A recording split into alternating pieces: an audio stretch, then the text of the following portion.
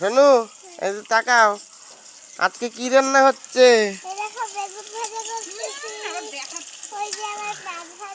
কোথায়? এই যে মাছ ভাজা। বাবা, এটা কি মাছ বলো? Tuna fish.